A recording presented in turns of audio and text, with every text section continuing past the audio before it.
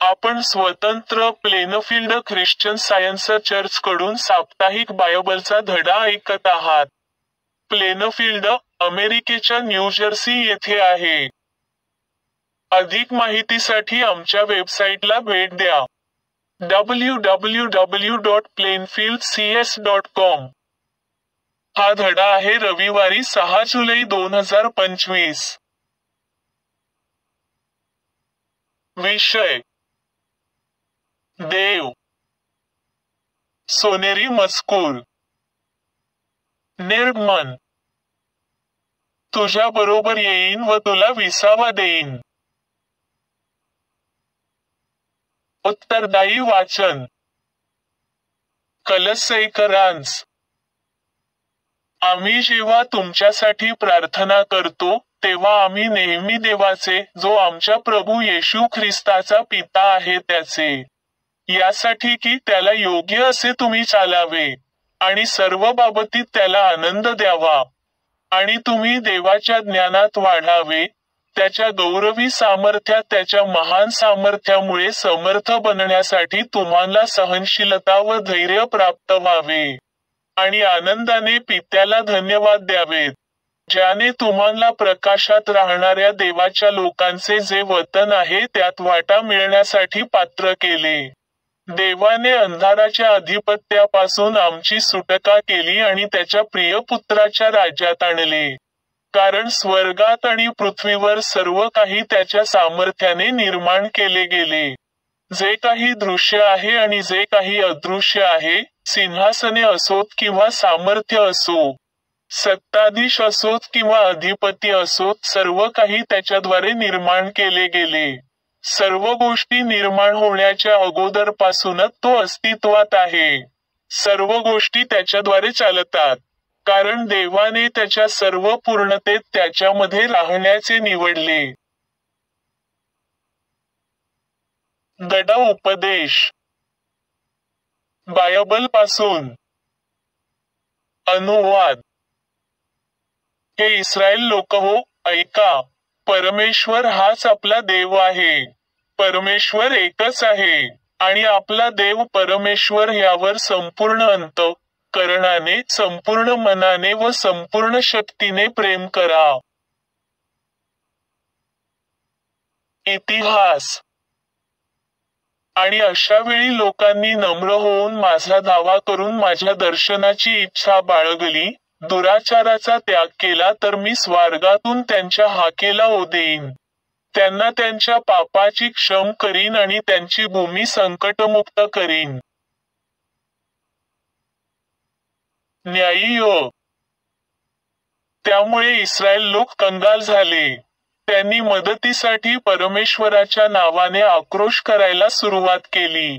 याच सुमाराला गिदोन नावाच्या माणसाकडे परमेश्वराचा दूत आला, आणि अफ्रा येथे योवाशच्या मालकीच्या ओक वृक्षाखाली बसला. योवाश अबिएजरच्या कुळातील होता. गिदोन योवाशचा मुलगा होता. गिदोन द्राक्षकुंडात गव्हाची जोडणी करत होता. परमेश्वराचा दूत गिदोनच्या शेजारी बसला. गिदोन मिद्यानांपासून गहू लपवून ठेवत होता. त्याला दर्शन देऊन परमेश्वराचा दूत म्हणाला, हे वीरा, परमेश्वर तुझ्याबरोबर असो. तेव्हा गिदोन म्हणाला, परमेश्वर आमच्याबरोबर आहे, तर मग आमच्यावर ही वेळ का यावी? मग परमेश्वर गिदोनकडे वळला व म्हणाला, तुझ्या शक्तीचा वापर कर, मिद्यानी लोकांपासून इस्रायल लोकांची सोडवणूक कर. त्यांना वाचवण्यासाठी मी तुला पाठवत आहे. तेव्हा परमेश्वर त्याला म्हणाला, शांत हो, घाबरू नकोस, तू मरणार नाहीस. न्यायी योग. तेव्हा परमेश्वर गिदोनला म्हणाला, ज्या मदतीने तुम्ही मिद्यानी लोकांचा पराभव करू शकाल, पण तुझ्या सैन्यात जरुरीपेक्षा जास्त माणसे आहेत. उद्या कदाचित हे इस्रायल लोक मला विसरतील आणि आमचे रक्षण आम्ही स्वतःच केले अशी प्रौढी मिरवतील. तेव्हा आता एक गोष्ट जाहीर कर. त्यांना सांग, कोणी लढाईला घाबरत असेल तर त्याने आत्ताच गिलाद डोंगर सोडून घरी परत जावे. त्यावेळी 22,000 माणसे गिदोनला सोडून गेली, तरी 10,000 राहिली. तेव्हा परमेश्वर गिदोनला म्हणाला, ही देखील फार आहेत. त्यांना घेऊन खाली झऱ्याशी जा, मी त्यांची परीक्षा पाहतो. तेव्हा गिदोन त्या लोकांना झऱ्यापाशी घेऊन आला. पाण्याची ओंजळ तोंडाशी नेऊन कुत्र्याप्रमाणे लपक लपक करीत पिणारे 300 जण निघाले, बाकी सर्व वाकून पाणी प्यायले. परमेश्वर गिदोनला म्हणाला, ही 300 माणसे मी निवडतो मिद्यानींच्या शत्रूंचा पराभव करण्यासाठी. जे लपक लपक करत पाणी प्यायले त्यांचा मी उपयोग करून घेईन. मी त्यांच्या मार्फत इस्रायल लोकांचा बचाव करीन. मग गिदोनने आपल्या 300 माणसांचे 3 गट केले. प्रत्येकाला एक रणशिंग आणि एक रिकामा घडा दिला. घडच्यामध्ये पेटती मशाल होती. त्याबरोबर 3ही गटातील लोकांनीही तसेच केले. त्यांच्या डाव्या हातात मशाली आणि उजव्या हातात रणशिंगे होती. ती फुंकत ते परमेश्वराची तलवार, गिदोनची तलवार अशा आरोव्या मारत होते. गिदोनची माणसे होती तेथेच थांबली. पण आत मिद्यानी लोकांच्या तळावर पळापळ सुरू झाली. न्यायी योग. मग इस्रायल लोक गिदोनला म्हणाले, तू आम्हाला मिद्यानी लोकांच्या तावडीतून सोडवले आहेस, तेव्हा आता तू आमच्यावर राज्य कर. तू, तुझा मुलगा, तुझा नातू यांनीही आमच्यावर राज्य करावे. पण गिदोन त्यांना म्हणाला, खुद्द परमेश्वरच सत्ताधीश आहे. मी किंवा माझा मुलगा तुमच्यावर राज्य करणार नाही. मिद्यान अशा प्रकारे इस्रायलांचा अंकित झाला. त्यांनी पुन्हा डोकेवर काढले नाही. गिदोन जिवंत असेपर्यंत पुढे 40 वर्षे त्या प्रदेशात शांतता नांदत होती. स्तोत्रसंहिता.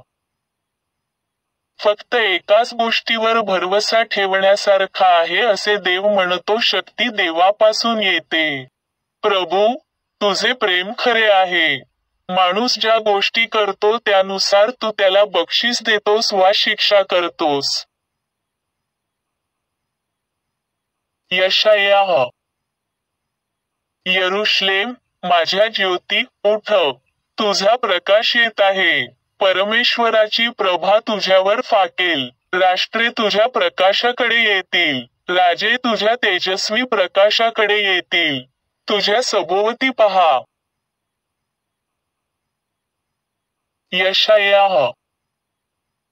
परमेश्वराचा सेवक म्हणतो, परमेश्वराने, माझ्या प्रभूने त्याचा आत्मा माझ्यात घातला. गरीब लोकांना चांगली बातमी सांगण्यासाठी आणि दुःखी लोकांचे सांत्वन करण्यासाठी देवाने मला निवडले. बंदिवानांची आणि कैद्यांची मुक्तता झाली आहे हे सांगण्यासाठी देवाने मला पाठविले. परमेश्वराच्या कृपास्मयाची घोषणा करण्यासाठी देवाने मला पाठविले. देव पापी लोकांना कधी शिक्षा करणार आहे हे त्यांना सांगण्यासाठी देवाने मला धाडले. दुःखी लोकांचे दुःख हलके करण्यासाठी देवाने मला पाठविले. सियोनच्या दुःखी लोकांकडे देवाने मला पाठविले. मी त्यांना उत्सवासाठी तयार करीन. त्यांच्या डोक्यांवरची राख मी झटकून टाकीन आणि मी त्यांना मुकुट देईन. मी त्याचे दुःख दूर करीन. त्यांना सुखाचे तेल देईन. मी त्यांचा शोक नाहीसा करीन आणि त्यांना सणासुदीची वस्त्रे घालायला देईन. देवाने मला त्या लोकांना चांगले वृक्ष आणि परमेश्वराची सुंदर रोपटी अशी नावे ठेवण्यासाठी पाठविले आहे. योहान. ज्यांनी येशूवर विश्वास ठेवला त्या यहुदी लोकांना तो म्हणाला, तुम्ही जर नेहमी माझ्या शिकवणुकीचे पालन कराल तरच तुम्ही माझे खरे शिष्य आहात. मग सत्य काय आहे हे तुम्हाला समजेल आणि सत्य तुम्हाला मोकळे करेल. म्हणून जर पुत्र तुमची सुटका करतो तर तुम्ही खरोखरच मोकळे व्हाल. गलतीकरांस. आम्ही स्वातंत्र्यात राहावे म्हणून ख्रिस्ताने आम्हाला मुक्त केले, म्हणून स्थिर राहा आणि नियमशास्त्राच्या जुवाच्या गुलामगिरीचे ओझे पुन्हा लादून घेऊ नका, परंतु स्वतंत्रतेमध्ये राहावे म्हणून तुम्हा बंधूंना देवाने बोलावले आहे. फक्त तुमच्या देहाला जे आवडते ते करण्याची एक सबब म्हणून तुमच्या स्वातंत्र्याचा उपयोग करू नका. त्याऐवजी प्रीतीमध्ये एकमेकांची सेवा करा. पेत्र. म्हणून सर्व प्रकारची दुष्टता, तसेच फसवणूक, ढोंगीपणा, हेवा, निंदा यापासून सुटका करून घ्या. तुम्ही सुद्धा जिवंत धोंड्याप्रमाणे आध्यात्मिक मंदिर बांधण्यासाठी रचिले जात आहात. पवित्र याजकगणांप्रमाणे सेवा करण्यासाठी, ज्यांचे काम म्हणजे आध्यात्मिक अर्पणाचा देवासमोर यज्ञ करणे असे आहे, जे देवाला येशू ख्रिस्ताद्वारे मान्य आहे. मुक्त लोकांसारखे जगा, पण तुमच्या मुक्तपणे जगण्याच्या नावाखाली वाईट गोष्टींना वाव देऊ नका. उलट देवाचे सेवक असल्याप्रमाणे जगा. स्तोत्रसंहिता. तो सर्वशक्तिमान परमेश्वर आपल्याबरोबर आहे. याकोबाचा देव ही आपली सुरक्षित जागा आहे.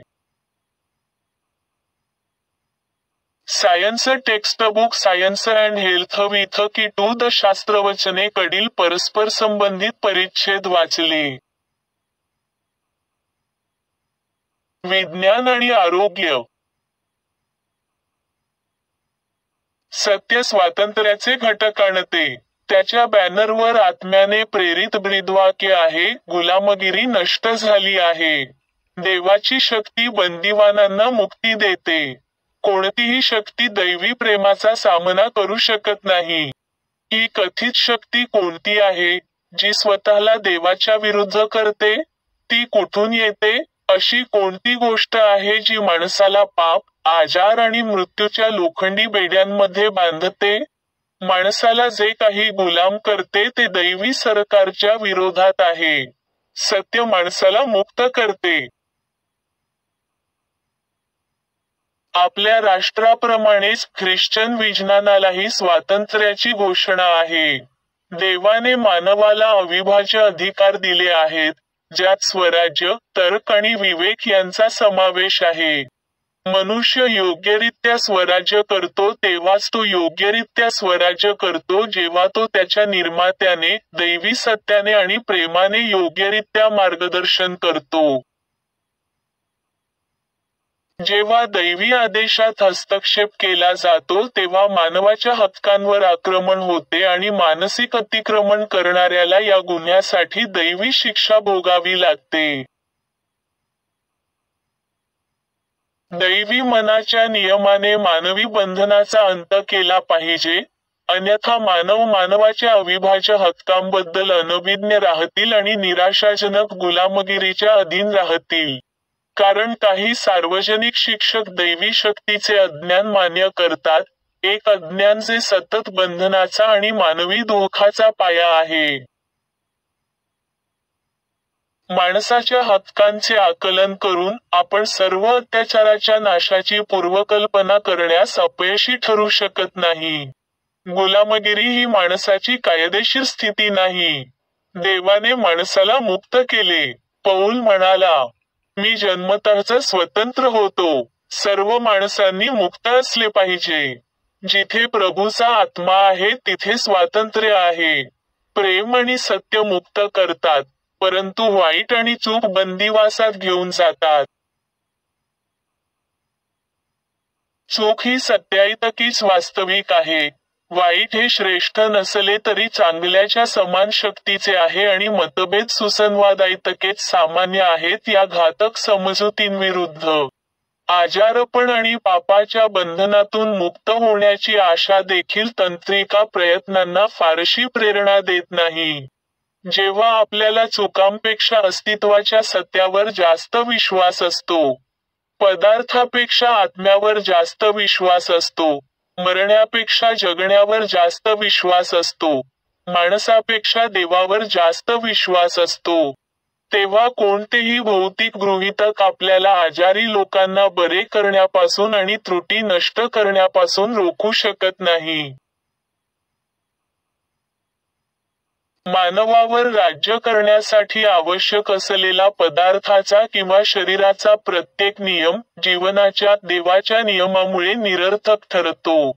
देवाने दिलेल्या आपल्या अधिकारांबद्दल अज्ञानी असल्याने आपण अन्याय्य नियमांना बळी पडतो आणि शिक्षणाचा पक्षपात ही गुलामगिरी लादतो. आपण आजारी आहोत किंवा व्यवस्थेत काही रोग विकसित होत आहे असा भ्रम सहन करण्यास तयार होऊ नका. तर पापाची आवश्यकता आहे या आधारावर तुम्ही पापी प्रलोभनाला बळी पडाल.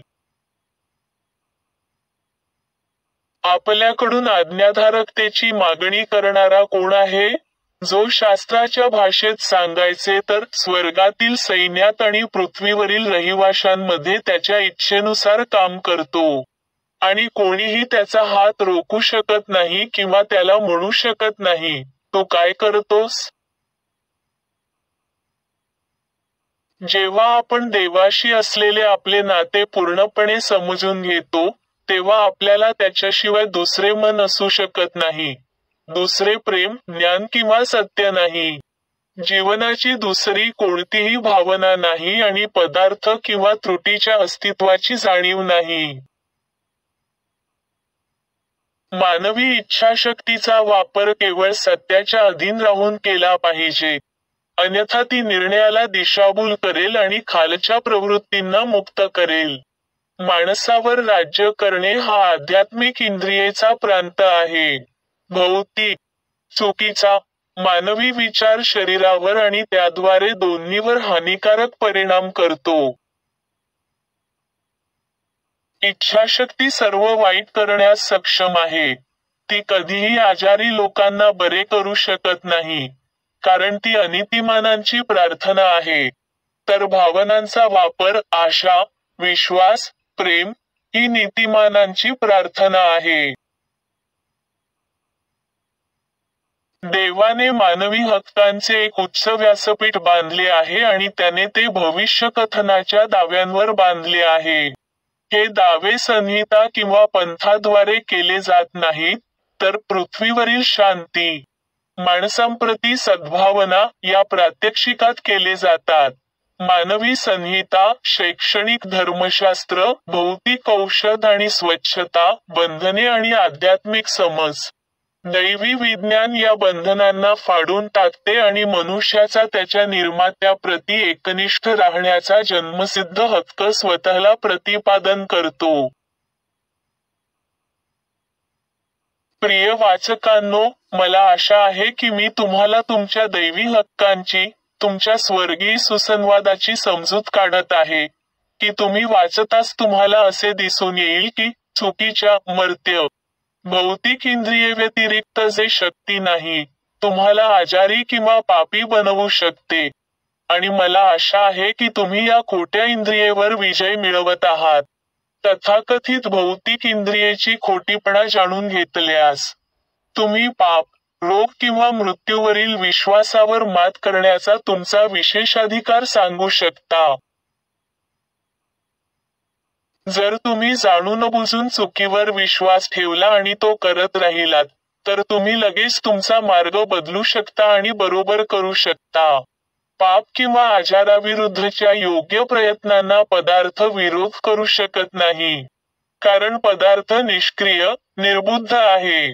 तसेच, जर तुम्ही स्वतःला आजारी मानत असाल, तर तुम्ही शरीराच्या अडथळ्याशिवाय ही चुकीची श्रद्धा आणि कृती बदलू शकता.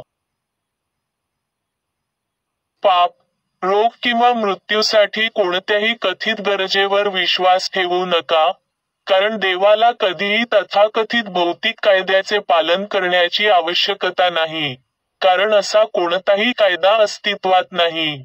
पाप आणि मृत्यूवरील विश्वास देवाच्या नियमामुळे नष्ट होतो, जो मृत्यूऐवजी जीवनाचा, मतभेदाऐवजी सुसंवादाचा आणि देहाऐवजी आत्म्याचा नियम आहे. या जगातील शक्ती लढतील आणि त्यांच्या पहारेकऱ्यांना आज्ञा देतील की सत्य त्यांच्या व्यवस्थेला मान्यता देईपर्यंत रक्षकांना जाऊ देऊ नका. परंतु विज्ञान, टोकदार संगींकडे दुर्लक्ष करून पुढे जात आहे. नेहमीच काही गोंधळ असतो, परंतु सत्याच्या मानकांकडे एकजूट असते.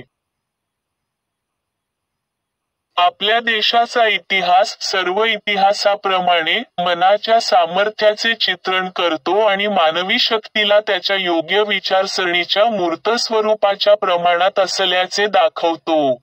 दैवी न्यायाच्या सर्वशक्तिमानतेचा श्वास घेणारी काही अमर वाक्ये, निरंकुश बेड्या तोडण्यासाठी आणि चाबूक आणि गुलाम बाजार रद्द करण्यासाठी शक्तिशाली ठरली आहेत, परंतु दडपशाही रक्तात उतरली नाही. किंवा तोफेच्या तोंडातून स्वातंत्र्याचा श्वास आला नाही. प्रेम हे मुक्तिदाता आहे. मी आता चर्च मॅन्युअलमध्ये दिलेल्या मेरी बेकर एडी कडून 3 दैनंदिन कर्तव्ये वाचू. रोजची प्रार्थना. दररोज प्रार्थना करणे हे या चर्चमधील प्रत्येक सदस्याचे कर्तव्य असेल. तुझे राज्य ये.